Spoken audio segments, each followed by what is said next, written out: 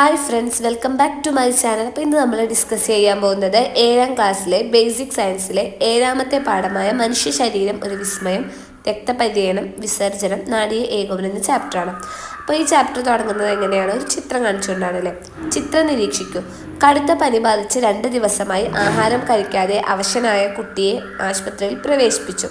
Doctor മരുന്നിനൊപ്പം glucose strip കൂടി നൽകാൻ നിർദ്ദേശിച്ചു. അപ്പോൾ എന്താണ്, ഒരു കുട്ടിക്ക് പനിയായിട്ട് ആ കുട്ടി 2 ദിവസമായി ആഹാരം കഴിച്ചിട്ട് അങ്ങനെ ആ കുട്ടീനെ ഹോസ്പിറ്റലിലേക്ക് കൊടുത്തപ്പോൾ ഡോക്ടർ പറഞ്ഞു മരുന്നിൻ്റെ കൂടെ ഗ്ലൂക്കോസ് സ്ട്രിപ്പും കൂടി ഇടണമെന്ന് പറഞ്ഞു. എന്തിനാണ് ചില മരുന്നുകളും ഗ്ലൂക്കോസും രക്തത്തിലേക്ക് നേരിട്ട് കുത്തിവെക്കുന്നത്? രക്തത്തിലേക്ക് കടത്തിവിടുന്ന ഗ്ലൂക്കോസ് ശരീരത്തിൻ്റെ എല്ലാ ഭാഗങ്ങളിലും എത്തുമോ? ചർച്ച ചെയ്യുമോ. അപ്പോൾ എന്തിനാണ് ഇങ്ങനെ ഗ്ലൂക്കോസും ചില മരുന്നൊക്കെ രക്തത്തിലേക്ക് നേരിട്ട് കുത്തിവെക്കുന്നത്? കാരണം അതപ്പോൾ എന്താണ്, വേഗം നമ്മുടെ ശരീരത്തിലെത്തിയിട്ട് പ്രവർത്തനം നടക്കും. മറ്റു മരുന്ന് ഗുളികൊക്കെ കഴിക്കുകയാണെന്ന് വെച്ചെങ്കിൽ അത് കുറേ സമയമെടുക്കും നമ്മുടെ ശരീരത്തിലെത്തി പ്രവർത്തനം നടന്നിട്ട് അസുഖം മാറാൻ. ചെറുകുടലിൽ വെച്ച ആഹാരം പൂർണ്ണമായി ദഹിക്കുമ്പോൾ വേർതിരിയുന്ന പോഷക ഘടകങ്ങളും ശ്വസന ഫലമായി ശ്വാസകോശങ്ങളിൽ എത്തിച്ചേർന്ന ഓക്സിജനും കോശങ്ങളിൽ എത്തിച്ചേരുന്നുണ്ടല്ലോ. ഇവ എങ്ങനെയാണ് കോശങ്ങളിൽ എത്തിച്ചേരുന്നത്? അപ്പോൾ അത് എത്തിച്ചേരുന്നത് രക്തത്തിലൂടെയാണ്. അപ്പോൾ ഇത് നമ്മൾ നോക്കാൻ പോകുന്നത് രക്തപര്യന വ്യവസ്ഥയെ കുറിച്ചാണ്. അപ്പോൾ എന്താണ് രക്തപര്യന വ്യവസ്ഥ എന്ന് നോക്കാം. ചെറുകുടലിലെ വില്ലസുകൾ ആഗിരണം ചെയ്യുന്ന പോഷക ഘടകങ്ങളും ശ്വസന ഫലമായി ലഭിക്കുന്ന ഓക്സിജനും കോശങ്ങളിൽ എത്തുന്നു. ഈ ധർമ്മങ്ങളെല്ലാം നിർവഹിക്കുന്നത് രക്തമാണ്. അപ്പോൾ മുകളിൽ പറഞ്ഞതാണ്, അതായത് ചെറുകുടലിലെ വില്ലസുകൾ ആഗിരണം ചെയ്യുന്ന പോഷക ഘടകങ്ങളും പിന്നെ ശ്വസന ഫലമായിട്ട് നമുക്ക് ലഭിക്കുന്ന ഓക്സിജനും നമ്മുടെ ശരീരത്തിലെ കോശങ്ങളിൽ എത്തുന്നത് രക്തത്തിലൂടെയാണ്. രക്തം, രക്തക്കുഴലുകൾ, ഹൃദയം എന്നിവ ചേർന്ന സംവിധാനമാണ് രക്തപര്യന വ്യവസ്ഥ. അപ്പം നമ്മുടെ രക്തപര്യന വ്യവസ്ഥ എന്ന് പറഞ്ഞാൽ 3 എണ്ണം ചേർന്നതാണ്. ഏതൊക്കെയാണ്? രക്തം, രക്തക്കുഴലുകൾ, ഹൃദയം. അപ്പോൾ മനുഷ്യൻ്റെ രക്തപര്യന വ്യവസ്ഥയുടെ ഭാഗങ്ങൾ ഏതെല്ലാമാണ്? ചിത്രം നിരീക്ഷിച്ച് രേഖപ്പെടുത്തുക. അപ്പോൾ ഒരു ചിത്രം കൊടുത്തിട്ടുണ്ട്. നമ്മുടെ മനുഷ്യൻ്റെ രക്തപര്യന വ്യവസ്ഥയുടെ ഭാഗങ്ങൾ ഏതെല്ലാം എന്ന് എഴുതാനാണ് പറഞ്ഞിട്ടുള്ളത്. അപ്പോൾ ഏതൊക്കെയാണ്? ഹൃദയം, പിന്നെ രക്തം, രക്തക്കുഴലുകൾ. ഈ രക്തക്കുഴലുകളിലൂടെയാണ് രക്തം നമ്മുടെ ശരീരത്തിൻ്റെ എല്ലാ ഭാഗത്തേക്കും എത്തുന്നത്. ഇനി ഈ രക്തപര്യന വ്യവസ്ഥയുടെ പ്രധാന ധർമ്മം എന്താണെന്നാണ് നോക്കാൻ പോകുന്നത്. ഹൃദയത്തിൽ നിന്ന് ഓക്സിജനും പോഷക ഘടകങ്ങളും അടങ്ങിയ രക്തം ശരീരത്തിൻ്റെ എല്ലാ ഭാഗത്തും എത്തിക്കുന്നതും ശരീരത്തിൻ്റെ വിവിധ ഭാഗങ്ങളിൽ നിന്ന് കാർബൺ ഡൈ ഓക്സൈഡ് കലർന്ന രക്തം ഹൃദയത്തിൽ തിരിച്ചെത്തിക്കുന്നതുമാണ് രക്തപര്യന വ്യവസ്ഥയുടെ പ്രധാന ധർമ്മം. അപ്പോൾ എന്താണ്? ഹൃദയത്തിൽ നിന്ന് എന്താണ്, ഓക്സിജനും പോഷക ഘടകങ്ങളും നമ്മുടെ ശരീരത്തിലെ എല്ലാ ഭാഗത്തേക്കും എത്തിക്കുന്നതും അതേപോലെ നമ്മുടെ ശരീരത്തിൻ്റെ വിവിധ ഭാഗങ്ങളിലുള്ള കാർബൺ ഡൈ ഓക്സൈഡ് അടങ്ങിയിട്ടുള്ള രക്തം ഹൃദയത്തിലേക്ക് എത്തിക്കുക. അതാണ് നമ്മുടെ രക്തപര്യന വ്യവസ്ഥയുടെ പ്രധാനപ്പെട്ട ധർമ്മം. അപ്പോൾ രക്തപര്യന വ്യവസ്ഥയിൽ വരുന്നത് രക്തം, രക്തക്കുഴൽ, ഹൃദയം. ഇനി അടുത്തത് മനുഷ്യരക്തം.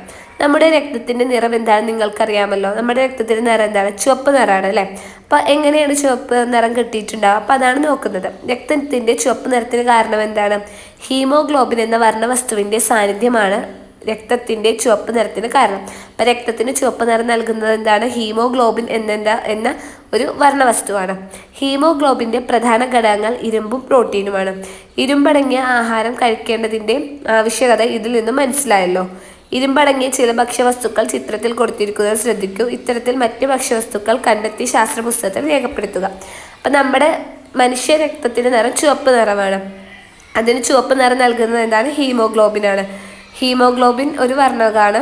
ഇനി ആ ഹീമോഗ്ലോബിനിൽ എന്താണ്? ഇരുമ്പും പ്രോട്ടീനുമാണ് അടങ്ങിയിട്ടുള്ളത്. അപ്പം അതുകൊണ്ടാണ് ഇരുമ്പടങ്ങിയിട്ടുള്ള ഭക്ഷണം കഴിക്കണമെന്ന് പറയുന്നത്. ഇരുമ്പടങ്ങിയിട്ടുള്ള ഭക്ഷണം കഴിക്കുന്നത് എന്തിനാണ്? നമ്മുടെ ശരീരത്തിലെ രക്തത്തിൻ്റെ അളവ് വർദ്ധിക്കുന്നതിന് വേണ്ടിയിട്ട്. ഇനി ഇവിടെ ചിത്രത്തിൽ എന്താണ്? ഇരുമ്പടങ്ങിയിട്ടുള്ള ഭക്ഷ്യവസ്തുക്കളാണ് കൊടുത്തിട്ടുള്ളത്. അപ്പോൾ ഏതൊക്കെ ഭക്ഷ്യവസ്തുക്കളാണ്? ഈന്തപ്പഴം, കോഴിമുട്ട, മുരിങ്ങയില. ഇതുപോലെ വേറെ ഏതൊക്കെ ഭക്ഷ്യവസ്തുക്കളിലാണ് ഇരുമ്പടങ്ങിയിട്ടുള്ളതെന്ന് കണ്ടുപിടിച്ച് നിങ്ങളുടെ സയൻസ് ഡയറിയിൽ എഴുതാനാണ് പറഞ്ഞിട്ടുള്ളത്. അപ്പോൾ ഗൂഗിളിൻ്റെ സഹായത്തോടൊക്കെ നിങ്ങൾ കണ്ടുപിടിച്ച് എഴുതിയാൽ മതി. ശ്വാസകോശത്തിൽ നിന്ന് കോശങ്ങളിലേക്ക് ഓക്സിജൻ എത്തുകയും കോശങ്ങളിൽ നിന്ന് കാർബൺ ഡൈ ഓക്സൈഡ് ശ്വാസകോശത്തിലേക്ക് കൊണ്ടുവരികയും ചെയ്യുന്നതിൽ രക്തത്തിലെ ഹീമോഗ്ലോബിന് പ്രധാന പങ്ക് വഹിക്കുന്നുണ്ട്. അപ്പോൾ രക്തത്തിലെ ഹീമോഗ്ലോബിൻ എന്താണ് ചെയ്യുന്നത്? ശ്വാസകോശത്തിൽ നിന്ന് കോശങ്ങളിലേക്ക് ഓക്സിജൻ എത്തിക്കുകയും അതേപോലെ തന്നെ എന്താണ്, കോശങ്ങളിൽ നിന്ന് കാർബൺ ഡൈ ഓക്സൈഡ് ശ്വാസകോശത്തിലേക്ക് കൊണ്ടുവരികയും ചെയ്യുന്നുണ്ട്. അപ്പോൾ ഇതാണ് രക്തത്തിലെ ഹീമോഗ്ലോബിൻ്റെ പ്രധാന ധർമ്മം. ഇനി അതുപോലെ അടുത്തത് രക്തത്തിലെ പ്രധാന ഘടകങ്ങൾ എന്താണെന്ന് നോക്കാം. അപ്പോൾ ഒന്നാമത്തെ ഘടകമാണ് പ്ലാസ്മ. പ്ലാസ്മ എന്താണ്? രക്തത്തിൻ്റെ ദ്രാവക ഭാഗമാണ് പ്ലാസ്മ. അതിന് എന്ത് നിറാണ്? ഇളം മഞ്ഞ നിറാണ് ഉള്ളത്. അതിൻ്റെ ധർമ്മം ഗ്ലൂക്കോസിനെ കോശങ്ങളിലേക്ക് എത്തിക്കുക എന്നുള്ളതാണ് ഇതിൻ്റെ ധർമ്മം. ഇനി അടുത്ത ഘടകമാണ് പ്ലേറ്റ്ലേറ്റ്. അതിൻ്റെ ധർമ്മം എന്താണ്? രക്തം കട്ടപിടിക്കുന്നതിന് സഹായിക്കുന്നു. അടുത്തത് വെളുത്ത രക്തകോശം. അതിനെന്താണ്? നിശ്ചിത ആകൃതിയില്ല, പക്ഷേ മർമ്മമുണ്ട്. അതിൻ്റെ ധർമ്മം എന്താണ്? രോഗാണുക്കളെ നശിപ്പിക്കുന്നു. ഇനി ചുവന്ന രക്തകോശം. അതിനെന്താ? ഡിസ്കിൻ്റെ ആകൃതിയാണ്, മർമ്മമില്ല, ഹീമോഗ്ലോബിൻ അടങ്ങിയിരിക്കുന്നു, ഓക്സിജൻ, കാർബൺ ഡൈ ഓക്സൈഡ് എന്നിവയുടെ വിനിമയം, അതാണ് ഇതിൻ്റെ ധർമ്മം. ഇനി ചിത്രീകരണം വിശകലനം ചെയ്ത് താഴെ കൊടുത്തിട്ടുള്ള ചോദ്യങ്ങൾക്ക് ഉത്തരം കണ്ടെത്തി ശാസ്ത്രപുസ്തകത്തിൽ എഴുതാനാണ് പറഞ്ഞിട്ടുള്ളത്. അപ്പോൾ മുകളിൽ കൊടുത്തിട്ടുള്ള രക്തത്തിലെ ഘടകങ്ങളെ ആ ഒരു ചിത്രീകരണം വിശകലനം ചെയ്ത് ചോദ്യത്തിന് ഉത്തരം എഴുതാനാണ് പറഞ്ഞിട്ടുള്ളത്. അപ്പോൾ ഒന്നാമത്തെ ചോദ്യം, രക്തത്തിൻ്റെ ദ്രാവക ഭാഗം ഏതാണ്? പ്ലാസ്മ. 2, രക്തകോശങ്ങൾ ഏതൊക്കെയാണ്? പ്ലേറ്റ്ലേറ്റ്, വെളുത്ത രക്തകോശം, ചുവന്ന രക്തകോശം. ഈ പ്ലേറ്റ്ലേറ്റുകളുടെ ധർമ്മം എന്താണ്? രക്തം കട്ടപിടിക്കുന്നതിന് സഹായിക്കുന്നു. ഇനി ഹീമോഗ്ലോബിൻ കാണപ്പെടുന്ന രക്തകോശം ചുവന്ന രക്തകോശം. ഈ വെളുത്ത രക്തകോശവും ചുവന്ന രക്തകോശങ്ങളും തമ്മിലുള്ള വ്യത്യാസം അത് അവിടെ കൊടുത്തിട്ടുണ്ട്, അത് നിങ്ങൾ നോക്കിയിട്ട് എഴുതിയാൽ മതി. അപ്പോൾ എന്തൊക്കെയാണ്? 1, വെളുത്ത രക്തകോശത്തിന് മർമ്മമുണ്ട്, ചുവന്നതിന് മർമ്മമില്ല. വെളുത്തതിന് ആകൃതിയില്ല, ചുവന്നതിന് ആകൃതിയുണ്ട്.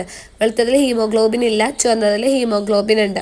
പിന്നെ അതിൻ്റെ ധർമ്മം എന്താണെന്ന് അവിടെ കൊടുത്തിട്ടുണ്ട്, അത് നോക്കി എഴുതിയാൽ മതി. അടുത്തത് രക്തപര്യനം. രക്തക്കുഴലുകളിലൂടെ രക്തം ശരീരത്തിൻ്റെ എല്ലാ ഭാഗത്തും സഞ്ചരിച്ചുകൊണ്ടിരിക്കുന്നു. അപ്പോൾ നേരത്തെ നമ്മൾ രക്തപര്യനത്തിൽ ഏതൊക്കെ ഭാഗങ്ങളുണ്ടെന്ന് പറഞ്ഞാൽ രക്തമുണ്ട്, രക്തക്കുഴലുണ്ട്, ഹൃദയമുണ്ട്. അപ്പോൾ അതിലെ രക്തക്കുഴലിലൂടെയാണ് നമ്മുടെ ശരീരത്തിൻ്റെ എല്ലാ ഭാഗത്തേക്കും രക്തം എത്തുന്നത്. എത്ര തരം രക്തക്കുഴലുകൾ നമ്മുടെ ശരീരത്തിലുണ്ട്? ചിത്രങ്ങൾ നിരീക്ഷിച്ച് കണ്ടെത്തും. അപ്പോൾ ഒരു ചിത്രം കൊടുത്തിട്ടുണ്ട്, അതിൽ കൊടുത്തിട്ടുള്ളത് നമ്മുടെ ശരീരത്തിലെ രക്തക്കുഴലുകളുടെ പേരാണ്. അപ്പോൾ ഏതൊക്കെ രക്തക്കുഴലാണുള്ളത്? ധമനി, സിര, ലോമികകൾ. അപ്പോൾ നമ്മുടെ ശരീരത്തിൽ ഏതൊക്കെ രക്തക്കുഴലുകളാണുള്ളത്? ധമനി, സിര, ലോമികകൾ. ഇനി അടുത്ത് നമ്മൾ നോക്കാൻ പോകുന്നത് അതിൻ്റെ ധർമ്മം എന്താണ്. ഹൃദയത്തിൽ നിന്ന് ഓക്സിജൻ കൂടുതൽ അടങ്ങിയ രക്തം ശരീരത്തിൻ്റെ വിവിധ ഭാഗങ്ങളിലേക്ക് കൊണ്ടുപോകുന്ന കുഴലുകളാണ് ധമനികൾ. അപ്പോൾ ചിത്രത്തിൽ ധമനി കൊടുത്തിട്ടുണ്ട്. അപ്പോൾ എന്താണ്? ഹൃദയത്തിൽ നിന്ന് ഓക്സിജൻ കൂടുതൽ അടങ്ങിയിട്ടുള്ള രക്തത്തിനെ നമ്മുടെ ശരീരത്തിൻ്റെ വിവിധ ഭാഗങ്ങളിലേക്ക് എത്തിക്കുന്നത് ധമനി എന്ന രക്തക്കുഴലാണ്. ഇനി ശരീരത്തിൻ്റെ വിവിധ ഭാഗങ്ങളിൽ നിന്ന് കാർബൺ ഡൈ ഓക്സൈഡ് കൂടുതൽ കലർന്ന രക്തം ഹൃദയത്തിലേക്ക് കൊണ്ടുവരുന്ന കുഴലാണ് സിരകൾ. അപ്പം അതിന് തൊട്ടടുത്ത് തന്നെ സിരകളുണ്ട് അല്ലേ. അപ്പം സിരകൾ എന്താ ചെയ്യുന്നത്? ശരീരത്തിൽ നിന്ന് കാർബൺ ഡൈ ഓക്സൈഡ് അടങ്ങിയിട്ടുള്ള രക്തം ഹൃദയത്തിലേക്ക് കൊണ്ടുപോവുകയാണ് ചെയ്യുന്നത്. ഇനി അടുത്തത് ലോമികകൾ. സിരകളെയും ധമനികളെയും തമ്മിൽ ബന്ധിപ്പിക്കുന്ന നേർത്ത രക്തക്കുഴലുകളാണ് ലോമികകൾ. അപ്പം 3 രക്തക്കുഴലുകളാണുള്ളത്? സിര, ധമനി, ലോമികകൾ. ധമനി ഹൃദയത്തിൽ നിന്ന് ശരീരത്തിൻ്റെ വിവിധ ഭാഗങ്ങളിലേക്ക് ഓക്സിജൻ അടങ്ങിയിട്ടുള്ള രക്തത്തെ കൊണ്ടുപോകുന്നു. പിന്നെ ശരീരത്തിൻ്റെ വിവിധ ഭാഗങ്ങളിൽ നിന്ന് കാർബൺ ഡൈ ഓക്സൈഡ് അടങ്ങിയ രക്തം ഹൃദയത്തിലേക്ക് കൊണ്ടുവരുന്നത് സിര. സിരയും ധമനിയും തമ്മിൽ ബന്ധിപ്പിക്കുന്നതാണ് ലോമികകൾ. അടുത്തത് ഹൃദയം. രക്തപര്യന വ്യവസ്ഥയുടെ കേന്ദ്രമാണ് ഹൃദയം. ശരീരത്തിൻ്റെ എല്ലാ ഭാഗങ്ങളിലേക്കും രക്തം പമ്പ് ചെയ്യുന്നത് നമ്മുടെ ഹൃദയമാണ്. ഇനി ഹൃദയസ്പന്ദനം സ്വയം മനസ്സിലാക്കി ഹൃദയത്തിൻ്റെ സ്ഥാനം കണ്ടെത്തും. അപ്പോൾ ഹൃദയത്തിൻ്റെ സ്ഥാനം എവിടെയാണ്? ഔരസാശയത്തിൽ ശ്വാസകോശങ്ങൾക്കിടയിൽ സ്ഥിതി ചെയ്യുന്നു. അപ്പോൾ ഹൃദയം സ്ഥിതി ചെയ്യുന്നത് ഔരസാശയത്തിൽ ശ്വാസകോശങ്ങൾക്കിടയിലാണ്. ഇത് വാരിയലുകളാൽ സംരക്ഷിക്കപ്പെട്ടിരിക്കുന്നു. ഇനി അടുത്തത് എന്തൊക്കെയാണ് ഹൃദയത്തിൻ്റെ സവിശേഷതകൾ എന്ന് നോക്കാം. ഒന്നാമത്തെ സവിശേഷത, ഹൃദയത്തിന് മുഷ്ടിയോളം വലിപ്പമുണ്ട്. രണ്ടാമത്തത്, ഹൃദയത്തെ ആവരണം ചെയ്ത് ഇരട്ട സ്ഥലമുണ്ട്. ആ ഇരട്ട സ്ഥലത്തിൻ്റെ പേരാണ് പെരിക്കാർഡിയം. പിന്നെ ഹൃദയത്തിന് 4 അറകളാണ് ഉള്ളത്. ഇനി എല്ലാ ജീവികൾക്കും ഹൃദയമുണ്ടോ? മറ്റു ജീവികളുടെ ഹൃദയത്തിനെല്ലാം 4 അറകളാണ് ഉള്ളത്. അപ്പോൾ എല്ലാ ജീവികൾക്കും ഹൃദയമുണ്ടോ? ഇങ്ങനെ ഹൃദയമുള്ള എല്ലാ ജീവികൾക്കും 4 അറകളാണോ ഉള്ളത് എന്നാണ് നമ്മൾ അടുത്തത് നോക്കാൻ പോകുന്നത്. അപ്പം അതിന് വേണ്ടിയിട്ട് അവിടെ ഒരു പട്ടിക കൊടുത്തിട്ടുണ്ട്. അപ്പോൾ പട്ടികയിൽ ജീവി, ഹൃദയത്തിൻ്റെ ചിത്രം, ഹൃദയത്തിൻ്റെ അറകൾ. അപ്പോൾ കുറച്ച് ജീവികൾ കൊടുത്തിട്ടുണ്ട്. അപ്പോൾ ഒന്നാമത്തെ മണ്ണിര. മണ്ണിരയുടെ ഹൃദയത്തിൻ്റെ ചിത്രം കൊടുത്തിട്ടുണ്ട്. 5 ജോഡി പാർശ്വ ഹൃദയങ്ങളാണ് മണ്ണിരക്കുള്ളത്. അടുത്തത് കൂറയുടെ ഹൃദയത്തിൻ്റെ ചിത്രം കൊടുത്തിട്ടുണ്ട്. അതിന് 13 അറകളാണുള്ളത്. പിന്നെ മീനിന് 2 അറകൾ, തവളയ്ക്ക് 3 അറകൾ, കോഴിക്ക് 4 അറകൾ. അപ്പം എല്ലാ ജീവജാലങ്ങൾക്കും ഹൃദയമുണ്ട്. അവരുടെ ഹൃദയത്തിൻ്റെ അറകളുടെ എണ്ണം തുല്യമായിരിക്കില്ല, വ്യത്യസ്തമായിരിക്കും എന്നാണ് ഇതിൽ നിന്ന് മനസ്സിലായില്ലേ. അടുത്തത് ഹൃദയസ്പന്ദനം. നിങ്ങൾ ആശുപത്രിയിൽ പോകുമ്പോൾ ഡോക്ടർ നിങ്ങളുടെ ഹൃദയസ്പന്ദനം, പൾസ് ഇവ നോക്കാറില്ലേ? എന്താണ് ഹൃദയസ്പന്ദനം, എന്താണ് പൾസ്? അപ്പം എന്താണ് ഹൃദയസ്പന്ദനം, എന്താണ് പൾസ് എന്നാണ് നോക്കാൻ പോകുന്നത്. ഹൃദയം ഒരു പ്രാവശ്യം സങ്കോചിക്കുകയും പൂർവ്വസ്ഥിതി പ്രാപിക്കുകയും ചെയ്യുന്നതാണ് ഹൃദയസ്പന്ദനം. ആരോഗ്യമുള്ള ഒരാളുടെ ഹൃദയം മിനിറ്റിൽ 72 പ്രാവശ്യം സ്പന്ദിക്കുന്നു. അപ്പോൾ ആരോഗ്യമുള്ള ഒരാളുടെ ഹൃദയം എത്രയാണ്? 72 പ്രാവശ്യമാണ് ഒരു മിനിറ്റിൽ സ്പന്ദിക്കുക. ഇതാണ് ഹൃദയസ്പന്ദന നിരക്ക്. ഹൃദയസ്പന്ദനത്തിൻ്റെ ഫലമായി ധമനികളിൽ തരംഗചലനം ഉണ്ടാകുന്നതാണ് പൾസ്. ഇനി ഈ ഹൃദയസ്പന്ദനത്തിൻ്റെയും പൾസിൻ്റെയും നിരക്ക് എന്താണ്? തുല്യമായിരിക്കും. ഇനി നിങ്ങളുടെ ഹൃദയം ഒരു മിനിറ്റിൽ എത്ര തവണ സ്പന്ദിക്കുന്നുണ്ട് സ്വയം മനസ്സിലാക്കി എഴുതും. ചിത്രം നിരീക്ഷിക്കൂ. ശരീരത്തിൻ്റെ ഏതൊക്കെ ഭാഗങ്ങളിൽ പരിശോധിച്ച് നോക്കിയാലാണ് പൾസ് അറിയാൻ കഴിയുന്നത്? ഏതൊക്കെ ഭാഗങ്ങളാണ്? രണ്ടെണ്ണം അവിടെ കൊടുത്തിട്ടുണ്ട്. ഒന്ന് കൈത്തണ്ട, പിന്നെ നെറ്റിയുടെ ഇരുവശങ്ങൾ, പിന്നെ അതുകൂടാതെ കഴുത്തിൽ നോക്കി അറിയാം, പിന്നെ കാൽമുട്ടിൻ്റെ പിൻഭാഗം. ഇനി ഡോക്ടർ കുട്ടിയെ പരിശോധിക്കുന്ന ചിത്രം ശ്രദ്ധിക്കൂ. ഇതിനായി ഡോക്ടർ ഉപയോഗിച്ചിരിക്കുന്ന ഉപകരണം ഏതാണ്? ഇതിൻ്റെ ഉപയോഗം എന്താണ്? ശാസ്ത്ര പുസ്തകത്തിൽ എഴുതും. അപ്പോൾ ആ ഉപകരണത്തിൻ്റെ പേരാണ് സ്റ്റെതസ്കോപ്പ്. അപ്പോൾ ഹൃദയസ്പന്ദനം അറിയുന്നതിന് വേണ്ടിയിട്ടാണ് ഇത് ഉപയോഗിക്കുന്നത്. അപ്പം അത് കണ്ടുപിടിച്ച ആളാണ് റെനെ ലെനക്ക്. അദ്ദേഹത്തിൻ്റെ ഫോട്ടോ ആണ് അവിടെ കൊടുത്തിട്ടുള്ളത്. ഇനി നെക്സ്റ്റ് സ്റ്റെതസ്കോപ്പിൻ്റെ മാതൃക നിർമ്മിക്കാം. അപ്പോൾ സ്റ്റെതസ്കോപ്പ് എങ്ങനെ നിർമ്മിക്കുക, അതിന് വേണ്ട സാമഗ്രികൾ അവിടെ കൊടുത്തിട്ടുണ്ട്. അത് നിങ്ങൾ വായിച്ചു നോക്കി നിർമ്മിച്ചാൽ മതി. നിങ്ങൾ നിർമ്മിച്ച സ്റ്റെതസ്കോപ്പ് ഉപയോഗിച്ച് സ്വന്തം ഹൃദയമിടിപ്പ് അറിയാൻ കഴിയുന്നുണ്ടോ? നിങ്ങളുടെ കൂട്ടുകാരുടെ ഹൃദയസ്പന്ദന നിരക്കും പൾസും നിരക്കും കണ്ടെത്തും. അപ്പോൾ നിങ്ങൾ സ്വന്തമായിട്ട് എന്താ സ്റ്റെതസ്കോപ്പ് നിർമ്മിച്ചിട്ട് അത് ഉപയോഗിച്ച് നിങ്ങളുടെ സുഹൃത്തുക്കളുടെയും ഹൃദയസ്പന്ദന നിരക്ക് പൾസൊക്കെ കണ്ടുപിടിച്ചിട്ട് ഇവിടെ 2 ടേബിൾ കൊടുത്തിട്ടുണ്ട്. അതിൽ എഴുതാനാണ് പറഞ്ഞിട്ടുള്ളത്. അപ്പോൾ നിങ്ങളത് സ്കൂളിൽ ചെയ്ത് നോക്കിയാൽ മതി. അപ്പോൾ ഒന്നാമത്തെ ടേബിളിൽ അത് എഴുതുക. രണ്ടാമത്തെ ടേബിളിൽ സുഹൃത്തുക്കളോട് ഓടാൻ പറയുക. എന്നിട്ട് ഓടി വന്നതിന് ശേഷം വീണ്ടും അവരുടെ ഹൃദയസ്പന്ദന നിരക്കൊക്കെ അതേപോലെ പൾസ് നോക്കിയിട്ട് ഈ പട്ടിക പൂർത്തീകരിക്കുക. അപ്പോൾ നിങ്ങളുടെ ടീച്ചറുടെ സഹായത്തോട് കൂടിയിട്ട് ഇത് ചെയ്താൽ മതി. അടുത്തത് ഹൃദയാരോഗ്യം. ഹൃദയത്തിൻ്റെ ആത്മകഥ ശ്രദ്ധിക്കും. എന്താ ഹൃദയത്തിൻ്റെ ആത്മകഥ നമുക്ക് നോക്കാം.